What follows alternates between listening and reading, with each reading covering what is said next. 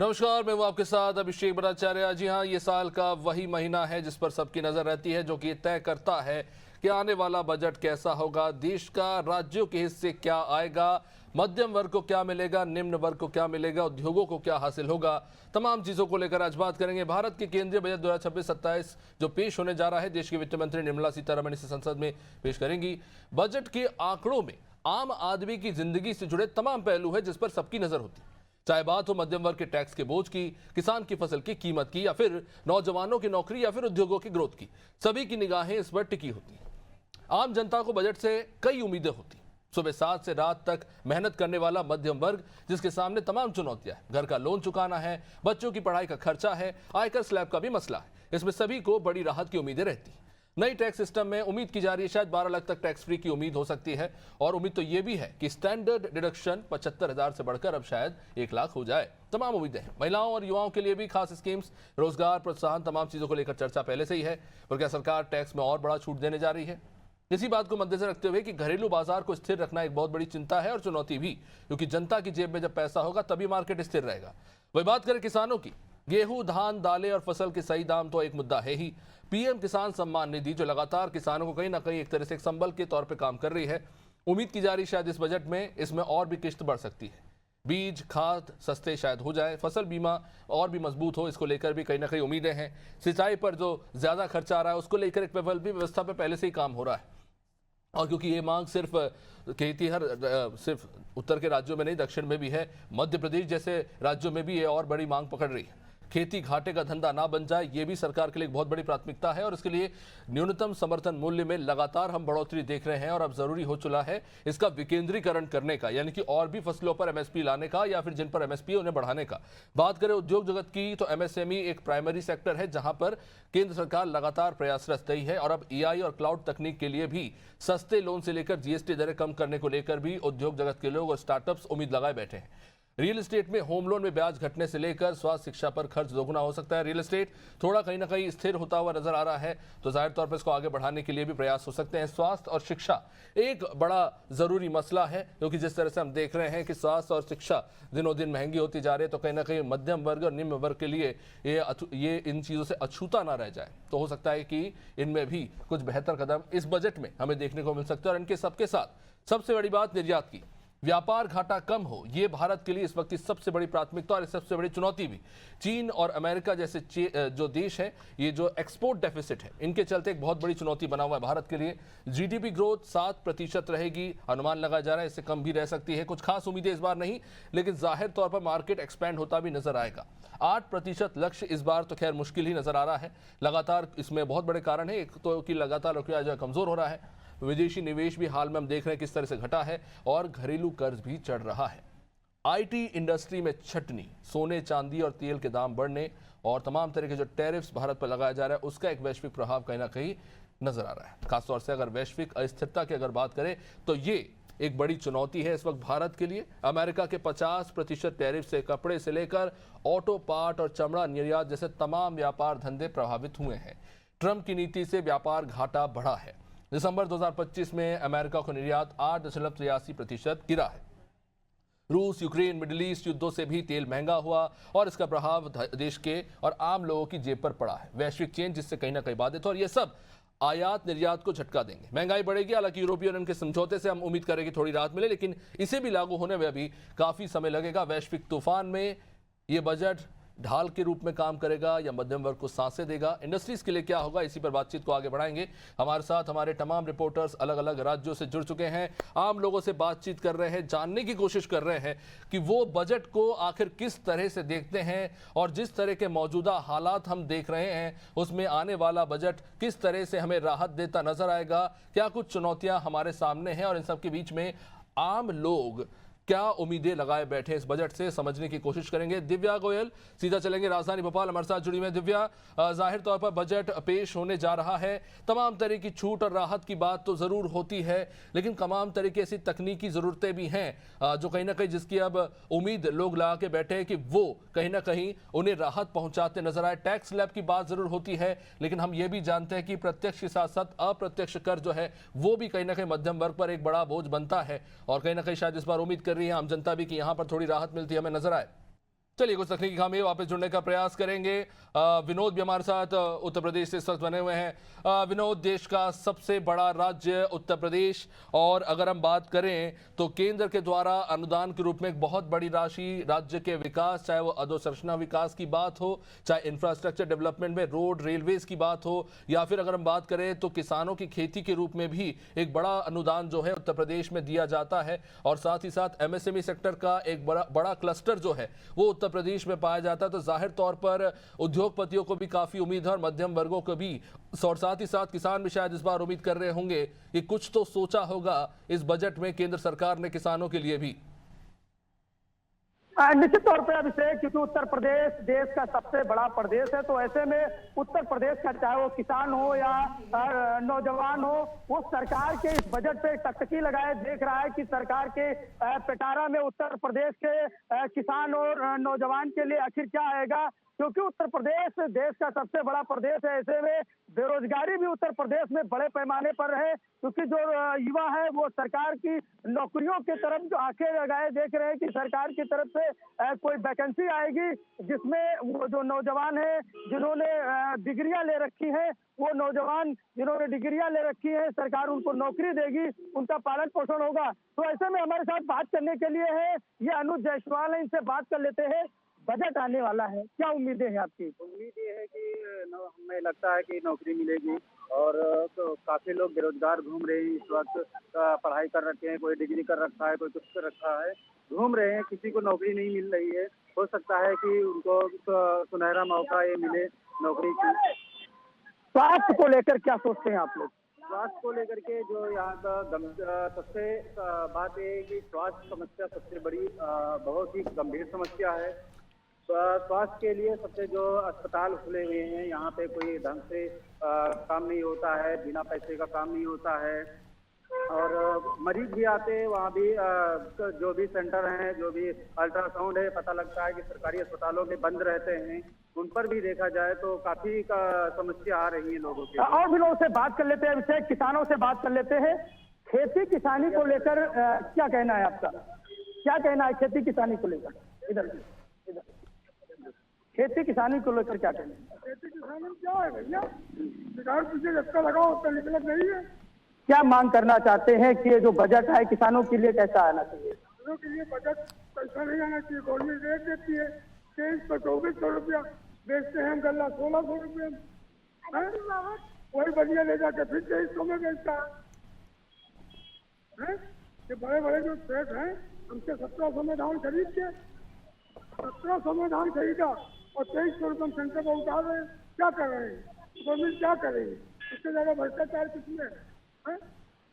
निश्चित तौर पर अभिषेक, क्योंकि उत्तर प्रदेश का ये किसान है और ये सीधे तौर पे सरकार से ये कह रहा है कि प्रदेश में जो व्यवस्थाएं हैं जो किसानों के लिए, चाहे वो खाद हो, बीज हो, या जो किसान जो उपज करता है जब वो मंडी लेकर जाता है तो वहां उसको उसके वाजिब दाम नहीं मिलते, उसको वाजिब उसका परितोष नहीं मिलता है। तो एक किसान इस बार सरकार से टकटकी लगाए, सरकार से गुहार लगा रहा है कि सरकार किसानों के तरफ विशेष ध्यान दे, क्योंकि उत्तर प्रदेश देश का सबसे बड़ा प्रदेश है। तो ऐसे में इस बजट में किसान सरकार की तरफ जरूर टकटकी लगाए देख रहे हैं। अभिषेक वटू, विनोद बन रही हमारे साथ। चलिए दिव्या हमारे साथ जुड़ गई। दिव्या, मेरी आवाज आप तक पहुंच रही है? जी अभिषेक, मुझे आपकी आवाज क्लियर आ रही है। जी दिव्या, निश्चित रूप से जो बजट आ रहा है, जाहिर तौर पर यूनियन बजट में राज्यों को भी अब उनके हिस्से क्या आएगा इसको लेकर एक बड़ी उम्मीद हम देख ही रहे हैं। साथ ही साथ अगर बात करें तो अलग अलग वर्गों की अपनी अपनी अपेक्षाएं, खासतौर से मध्यम वर्ग जो कहा जाता है कि देश में सबसे बड़ा टैक्स पेयर भी है, तो उन्हें भी कई उम्मीदें रहती है प्रत्यक्ष रूप से, चाहे होम लोन की बात हो, व्हीकल लोन की बात हो। और क्योंकि हमने देखा था फेम 1 फेम 2 स्कीम के चलते इलेक्ट्रॉनिक व्हीकल्स को प्रमोट करने के लिए भी पहले काफ़ी छूट दी जा रही थी, लेकिन अब देख रहे हैं धीरे धीरे जिस तरह से इलेक्ट्रॉनिक व्हीकल्स की काफ़ी चलन बढ़ा है, तो उस पर भी अब छूट जो है घटा दी गई है। ब्याज दरों में भी देख रहे हैं बढ़ोतरी है, लेकिन साथ ही साथ एक जो सबसे बड़ी उम्मीद है मेरे ख्याल से वो मध्यम वर्ग को ये है कि वो जो सेविंग्स कर रहे हैं तो सेविंग्स में जो उनको रिटर्न मिलता है उसमें शायद जीएसटी और टैक्स में थोड़ी कमी की जाए और बैंकों में ब्याज दरों में थोड़ी बढ़ोतरी होनी की जाए, क्योंकि हम देखते हैं कि अगर हम लोन लेने जाएं तो हमें 15 से 20% तक लोन में ब्याज चुकाना पड़ता है, लेकिन रिटर्न्स अगर हम देखें खासतौर से अगर प्राइवेट बैंक्स का ही देख लीजिए या फिर आप सरकारी बैंक का भी, तो 8-9% से ज़्यादा मिलता नहीं। तो कहीं ना कहीं ये एक बड़ी उम्मीद होगी मध्यम वर्गीयों को इन मामलों को लेकर। जी अभिषेक, जब अगर घर के बजट की बात करें तो सेविंग की बात करें, बजट चलाने की बात करें, घर चलाने की बात करें, तो इसमें सबसे ज्यादा योगदान निभाती है महिलाएं। और जब बजट में महंगाई बढ़ती है तो सबसे ज्यादा मार भी महिलाओं पे पड़ती है, क्योंकि उनको अपनी जो सेविंग है उनको सैक्रिफाइस करना पड़ता है और उन्हें अपने खर्चे मैनेज करने होते हैं। मेरे साथ यहाँ एक वर्किंग वुमेन है रचना जी, जो जिनसे बात करके मैं जानने की कोशिश करूंगी कि क्या इनकी उम्मीदें हैं, क्योंकि जैसे आपने बताया कि लगातार जिस तरह से अगर हम लोन लेने जाते हैं तो वो तो महंगा है, लेकिन जब सेविंग की बात करते हैं तो कहीं ना कहीं वो एक बड़ा सवाल खड़ा हो जाता है कि जिस तरह से टैक्सेस लगते हैं, जिस तरह से ब्याज दरें कम है, तो ऐसे में एक मध्यम वर्गीय परिवार कैसे अपना पैसा बचाए और कैसे अपने आप को मजबूत बनाए। और मैडम ये बताइए कि बजट आने वाला है, महंगाई की मार के बारे में सब लोग बात करते हैं, आपको क्या लगता है कि महंगाई वाकई में बढ़ी है कि केवल ये एक हवा है? बिल्कुल दिव्या जी, मैं कहना चाहूंगी महंगाई बहुत बड़ी है और सबसे बड़ी बात यह है जो आपने कही कि एक महिला अपने खर्चों से बचत करती है, लेकिन बचत से सोचती कि वो छोटे छोटे सपने पूरे करे, लेकिन वो सपने पूरे कहीं ना कहीं नहीं हो पाते। कारण ये होता है कि ब्याज की दरें बढ़ी हुई हैं बैंकों में या लोन्स में। उसके अलावा आज की डेट में सबको पता है सोना बहुत ऊंचाइयों पे जा रहा है। पहले की महिलाएं मध्यम वर्गीय जो होती थी थोड़ा थोड़ा पैसा बचाती थी और कभी अंगूठी ले ली, कभी बच्ची के लिए कान के लिए ले लिए, लेकिन अब गोल्ड खरीदना एक सपना बन गया है और वाकई में इससे एक मध्यम वर्गीय परिवार से बहुत टफ सिचुएशन है। अगर मैं बात करूं पेट्रोल की, तो मध्य प्रदेश में टैक्सेस बहुत ज्यादा है पेट्रोल पे और मुझे लगता है अदर स्टेट में कम है। हाँ, अगर हम बात करें एजुकेशन की, उसमें भी हमें फीस पे करते हैं स्कूल की, तो भी टैक्स देना है। ट्यूशन पढ़ाने, कोचिंग क्लास फीस तो उसमें भी टैक्स पे करना होता है। कहीं तो महिलाओं को छूट मिलनी चाहिए, कहीं तो परिवार पे बोझ कम होना चाहिए खर्चों का। और मुझे लगता है टैक्सेस एक बड़ा माध्यम होता है जहाँ पे हम बचत कर सकते हैं, वो पे ना करके। तो क्योंकि अगर हम इनकम टैक्स भर रहे हैं तो वो भी तो जा ही रहा है ना, फिर भी टैक्स पे करना पड़ता है। महिलाओं के लिए अभी सबसे बड़ा सवाल सोने का बना हुआ है। जो आपने सोने की बात कही कि सोना जिस तरह से महंगा होता जा रहा है, जो महिलाओं की पहली पसंद होता था सेविंग के लिए, कहीं ना कहीं उस पर मार पड़ी है। अब सोना जो है अब वो बड़ा मुश्किल होता जा रहा है, दूर होता जा रहा है, उसको खरीदना भी नामुमकिन होता जा रहा है। तो आपको लगता है इस पर ड्यूटी कम करनी चाहिए या ये जो बढ़ोतरी हो रही है उसे रोकना चाहिए? क्या करना चाहिए सरकार को? सोने चांदी पे बढ़ोतरी जो हो रही है वो कम करें, कोशिश करें और उसके अलावा कुछ ऐसा माध्यम निकाले सरकार, जैसे गरीब महिलाओं के लिए तो योजनाएं चलती हैं, बट महिला जो मध्यम वर्गीय दिव्या मैं ये चाहूंगा कि आप उनसे जरूर पूछे कि आज देश की वित्तीय स्थिति पर मोटापा एक बहुत बड़ा एक कह सकते हैं कि एक बड़ी गंभीर स्थिति पैदा कर रहा है, चाहे वो दिल की बीमारी हो चाहे शुगर की। और ऐसे में जैसा कि हम देखते हैं कि प्राइवेट अस्पताल में इलाज कितना महंगा होता है और सरकारी अस्पताल है तो सही, लेकिन इन पर मरीजों को इतना बोझ होता है कि समय पर इलाज मिल नहीं पाता। और इन सब के बीच में 70% देश की ऐसी आबादी है जिनके पास मेडिकल इंश्योरेंस ही नहीं है। तो क्या आज आम जनता ये उम्मीद कर रहे हैं कि सरकार मेडिकल इंश्योरेंस को प्रोत्साहित करने के लिए इस पर से जीएसटी हटाए और इंश्योरेंस को सस्ता करे ताकि लोगों को स्वास्थ्य सुरक्षा मिल सके, एक देश की बड़ी आबादी को स्वास्थ्य सुरक्षा मिल सके? इस पर उनसे जरूर सवाल करें।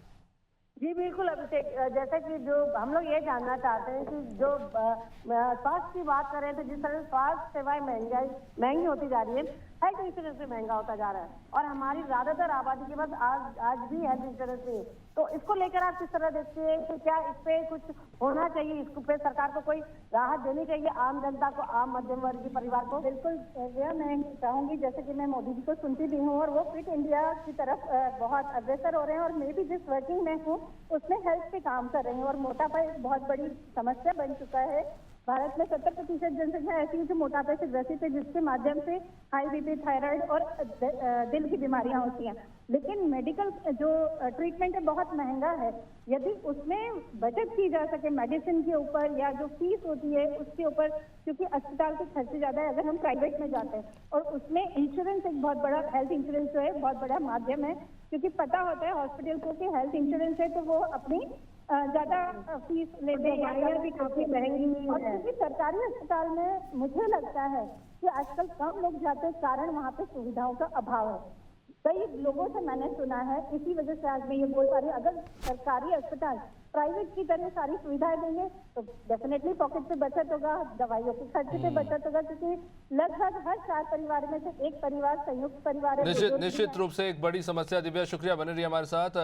जबलपुर से काफी देर से इंतजार कर रहे हैं सोमनाथ मिश्रा हमारे साथ जुड़े हुए हैं। सोमनाथ, हम तमाम अलग अलग एस्पेक्ट्स को कवर कर रहे हैं लोगों की जरूरतों से जुड़ी हुई। एक बहुत महत्वपूर्ण जरूरत है, स्वास्थ्य पर हमने बात की, अब शिक्षा पर हम बात करते हैं। शिक्षा एक बहुत बुनियादी ज़रूरत जाहिर तौर पर है, लेकिन हम देख रहे हैं समय के साथ ये काफ़ी महंगी होती चली जा रही है। अभी हाल ही में जीएसटी रिफॉर्म में किताबें, कॉपी, पेन, पेंसिल थोड़े सस्ते ज़रूर हुए, लेकिन किताबों का हाल वही है। और जैसा कि हम देख रहे हैं कि अच्छी शिक्षा, गुणवत्तापूर्ण शिक्षा बेहद महंगी होती चली जा रही है। अलग अलग रेगुलेशन ज़रूर लगाए जा रहे हैं, लेकिन मध्यम वर्गीय और निम्न वर्गीय परिवार के लिए शिक्षा और ख़ासतौर से उच्च शिक्षा एक बहुत बड़ा चैलेंज बन चुकी है। बजट में क्या उम्मीदें जनता लगाई बैठी है, खासतौर से बच्चों की शिक्षा को लेकर?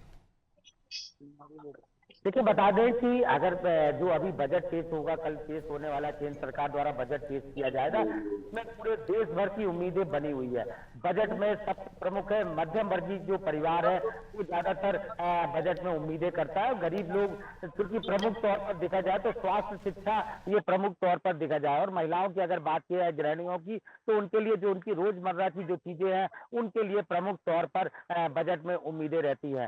तो लगातार, और जो पेंशनर्स है, जो सरकारी कर्मचारी है, उनकी भी उम्मीदें लगातार टैक्सेशन को लेकर प्रमुख तौर पर रहती है। और लगातार जो सोने चांदी के भाव बढ़ रहे हैं, अभी महिलाओं से हमने बात की थी, उनके भी एक बड़ा इस विषय को लेकर था। हमारे साथ कुछ लोग हैं जो बताएंगे कि बजट में किस तरह उनको बजट की उम्मीद है, कैसा बजट होना चाहिए।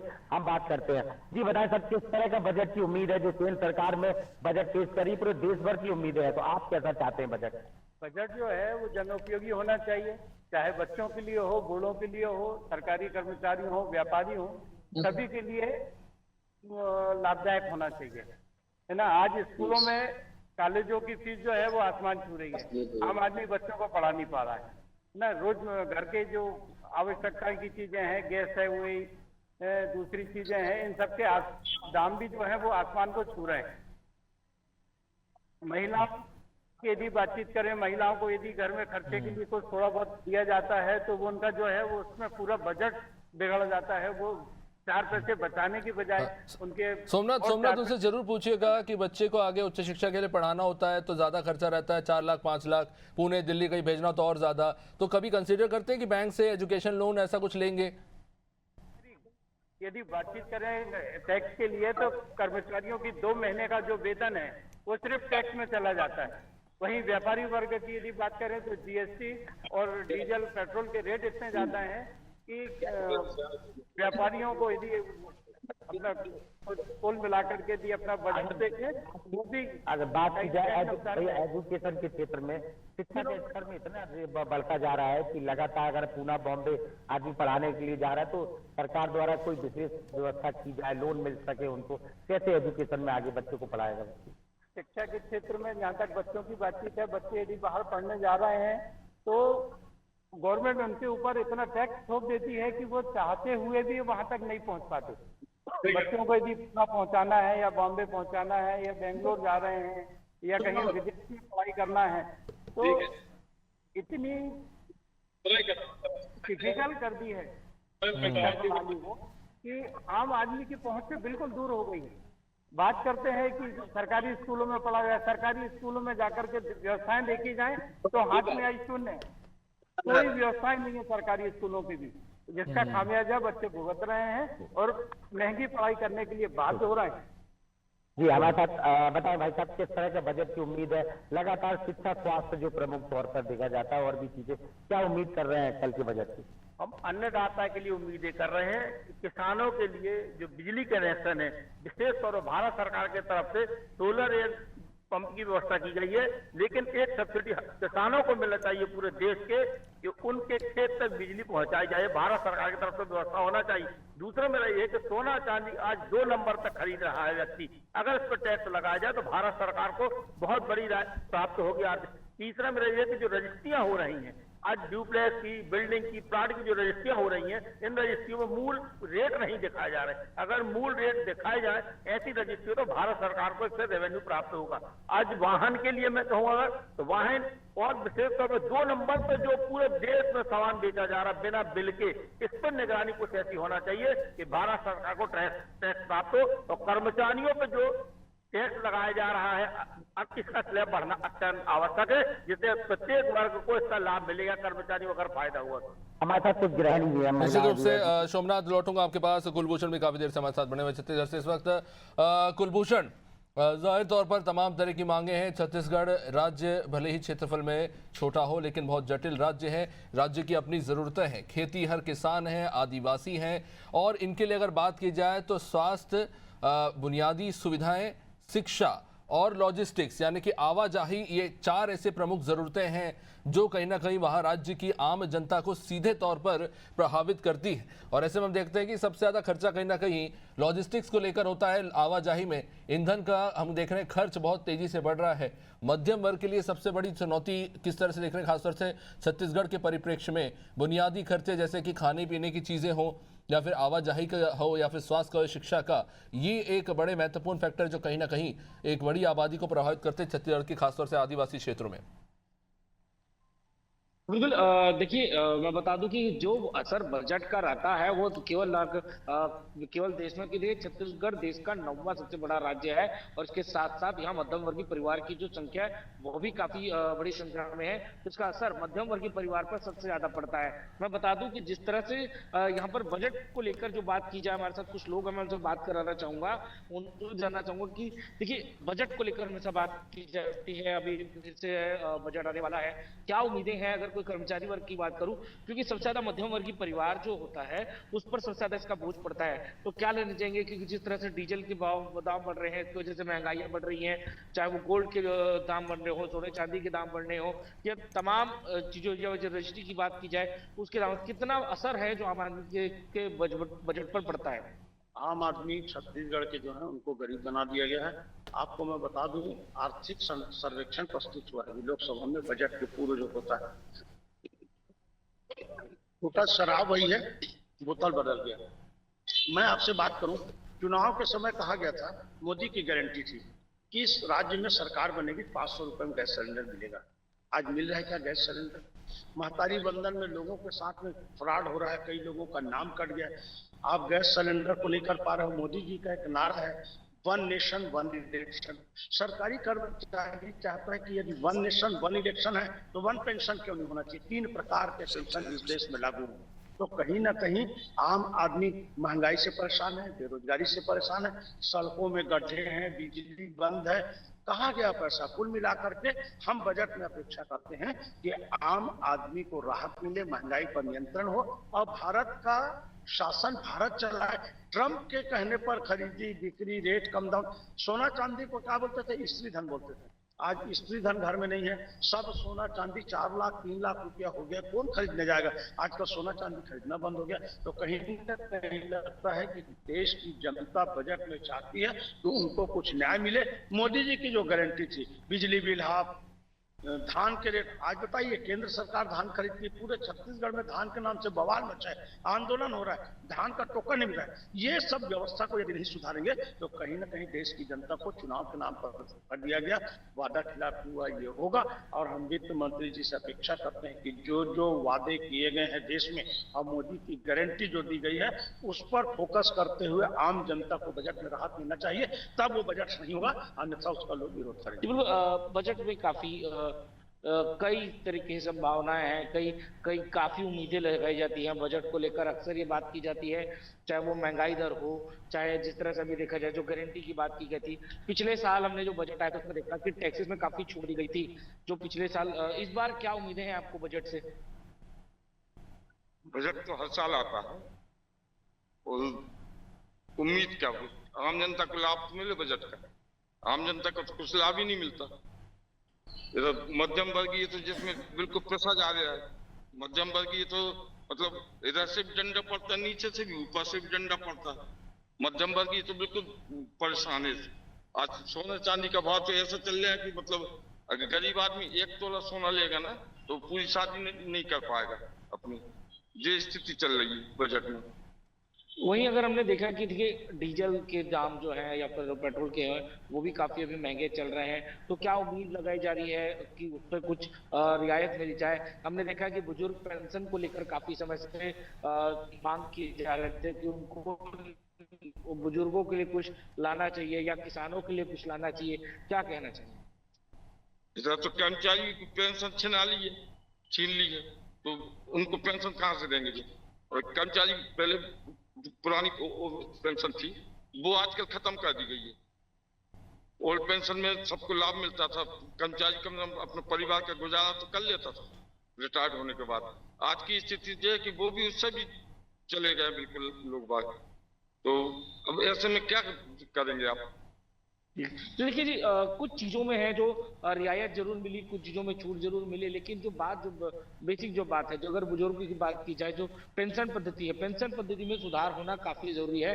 जो कर्मचारियों की जो पुरानी पेंशन थी वो पेंशन अगर पाता है तो बुजुर्ग अपने रिटायर होने के बाद उस पेंशन के भरोसे ही रहता है कर्मचारी। निश्चित रूप से कुलभूषण, सबकी अपनी अपनी अपेक्षा, देखना होगा बजट में क्या कुछ निकल कर सामने आता है। बहुत बहुत शुक्रिया कुलभूषण, विनोद, सोमनाथ, दिव्या। तो आम बजट पेश होने जा रहा है, इस वित्तीय वर्ष में क्या कुछ निकल कर सामने आता है, क्या कुछ खास, और मध्यम वर्ग से लेकर तमाम अलग अलग वर्गों को इस बजट में कितनी राहत मिलती है, तो बजट ही खैर बताएगा। जाहिर तौर पर सभी की निगाहें इस पर टिकी हुई है। फिलहाल इस कार्यक्रम में इतना ही, बने रहिए हमारे साथ। नमस्कार।